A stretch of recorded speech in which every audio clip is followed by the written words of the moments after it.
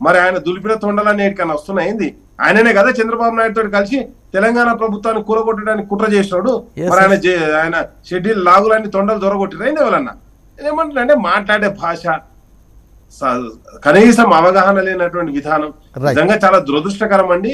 ఇలాంటి అంటే ఒక ఉన్నత స్థాయిలో ఒక వ్యక్తిని కూర్చుండబెట్టడం ఈ రోజు తెలంగాణను మొత్తం డిస్ట్రాక్ట్ చేసేటువంటి సిచ్యువేషన్ పోతుంది. కాబట్టి నేను ఒకటే చెప్తున్నా, ఫస్ట్ ఆఫ్ ఆల్ తెలంగాణ గురించి, చరిత్ర గురించి ఒక అవగాహన చేసుకోవాలి.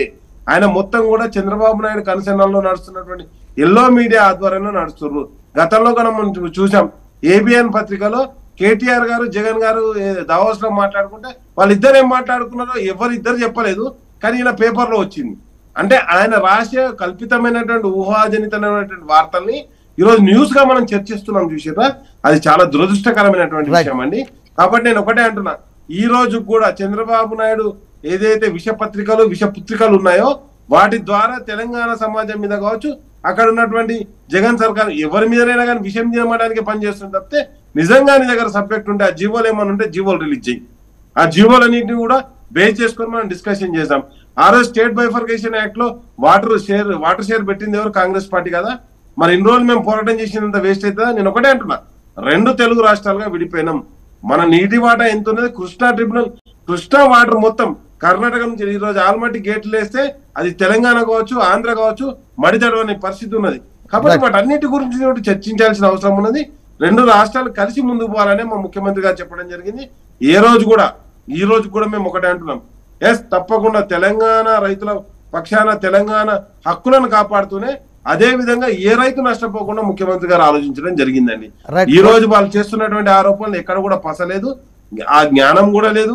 కాబట్టి నేను ఒకటే చెప్తున్నా, వాళ్ళు చేస్తున్నటువంటి ఆరోపణ వాళ్ళు ఇచ్చినటువంటి హామీలు అమలు కాకుండా వాళ్ళ అబద్ధపు హామీలు కోటేశ్వర గారు ఈ చర్చను ముందు తీసుకురావడం జరుగుతుంది. కోటేశ్వర నిన్న ప్రెస్ మీట్ అంతా కూడా మనం సీరియస్ గా పరిశీలిస్తే నాకు అర్థమైంది ఏంటంటే కేసీఆర్ గారితో ఒక ఆన్సర్ రాబట్టాలి.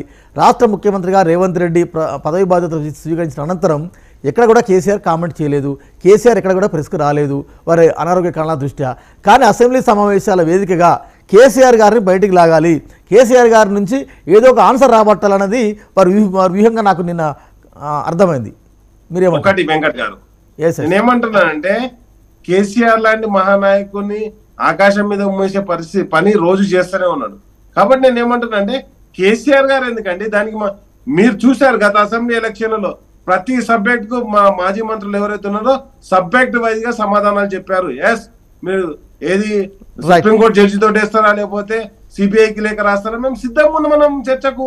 మేమేమంటున్నాం, అది విద్యుత్ విషయంలో కావచ్చు, లేకపోతే స్టేట్ ఫైనాన్స్ విషయంలో కావచ్చు, అప్పుల విషయంలో కావచ్చు, లేకపోతే ఈరోజు నీటి విషయంలో కావచ్చు, ఏ అంశం అన్నా తీసుకో, మేము దాని నుంచి పారిపోతే కదా. అండ్ నెక్స్ట్ వచ్చేసి ఏ సబ్జెక్ట్ ఎవరెవరైతే డీల్ చేశారో విద్యుత్ అంశం వచ్చింది, విద్యుత్ అంశం వచ్చినట్టు సమాధానం ఎవరు చెప్పారని మాజీ విద్యుత్ శాఖ మంత్రి జగదీశ్వర్ రెడ్డి గారు చెప్పారు. ఫైనాన్స్ విషయం వచ్చింది, అప్పుల విషయం వచ్చింది, ఎవరు చెప్పారని హరీష్ రావు గారు చెప్పారు. అదే చెప్పారు. చెప్పండి, కేసీఆర్ అసెంబ్లీకి రారా ఆన్సర్ ఇవ్వరా? నేను ఒకటే చెప్తున్నానండి, మేము ప్రతిపక్ష నాయకులుగా తప్పకుండా కేసీఆర్ గారు మొన్ననే ప్రమాణ స్వీకారం చేశారు. ఆయన ఇప్పటికి కూడా అంటే ఆరోగ్య రీత్యా ఆయన తప్పకుండా అటెండ్ అవుతారా అటెండ్ కారా అనే నిర్ణయం వాళ్ళ కాంగ్రెస్ పార్టీ చేసుకునేది కాదు కదా. మీకు సమాధానం కావన్నా కేసీఆర్ గారితో పంచాయతీ కావన్నా నిన్న స్ట్రాటజీ అంటే ఓవరాల్ గా తెలంగాణ ప్రభుత్వం స్ట్రాటజీ మీకేమో అర్థమైంది.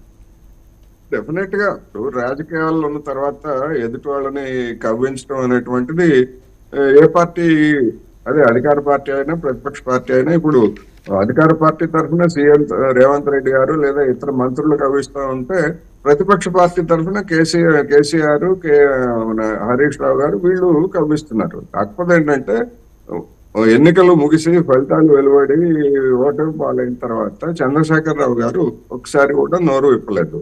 అందువలన ఆయన ఏం మాట్లాడతారు, ఎలా స్పందిస్తారు అనేటువంటిది ఒక రేవంత్ రెడ్డి గారికే కాదు, మొత్తం యావత్ రాష్ట్రం, అదేవిధంగా బీఆర్ఎస్ పార్టీ శ్రేణులు కూడా ఎదురు చూస్తున్నాయి. అదేమి తప్పేమి కాదు, లేకపోతే ఇంకోటి కాదు.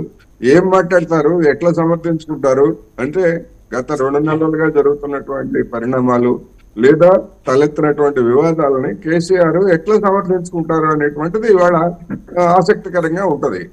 ఎందుకంటే రాబోయే రోజులు ఎన్నికల రోజులు, లోక్సభ ఎన్నికలు. అందుకని సహజం దాన్ని ఒకవేళ డైరెక్ట్ గా మాట్లాడమని చెప్పేసి, లేదా ఆయన చెప్పింది అదే కదా రేవంత్ రెడ్డి గారు, మీరు ఏం మాట్లాడతారో మాట్లాడండి, ఎంత కావాలంటే అంత ఇస్తామంటే దాని అర్థం ఏంటంటే ఆయన వైపు నుంచి మంత్రులు, మాజీ మంత్రులుగా ఉన్నటువంటి వాళ్ళు ఏం చెప్పినప్పటికీ కేసీఆర్ ఏం చెప్తారు